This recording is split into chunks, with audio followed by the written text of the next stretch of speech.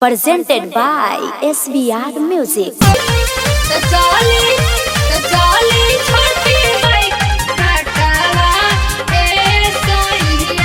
माँ digital recording studio ई साड़ी बाजार आ रहा। बोले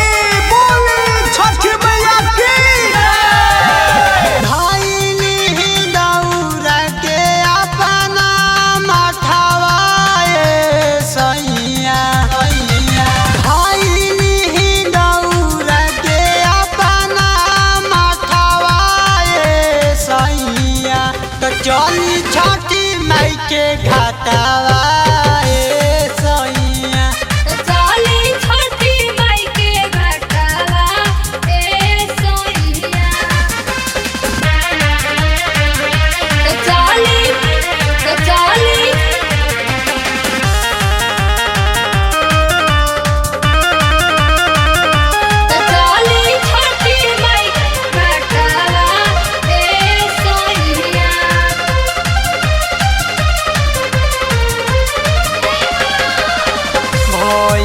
जाता सैया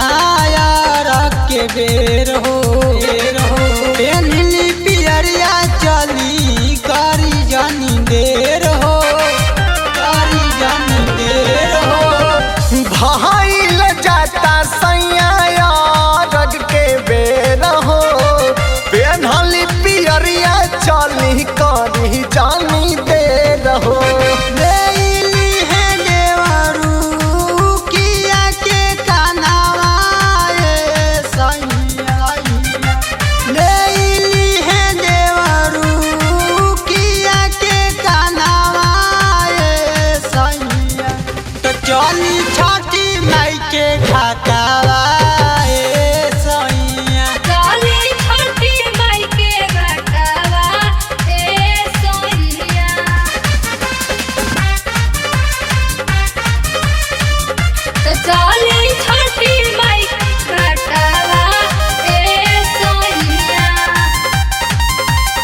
लेके चली दिहले दौरा सतेंद्र आशीष हो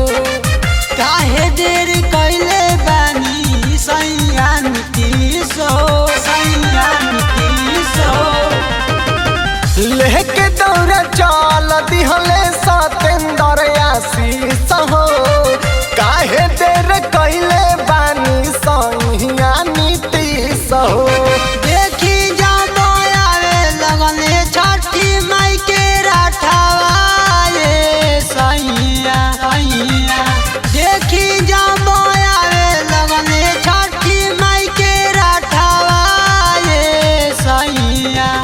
चली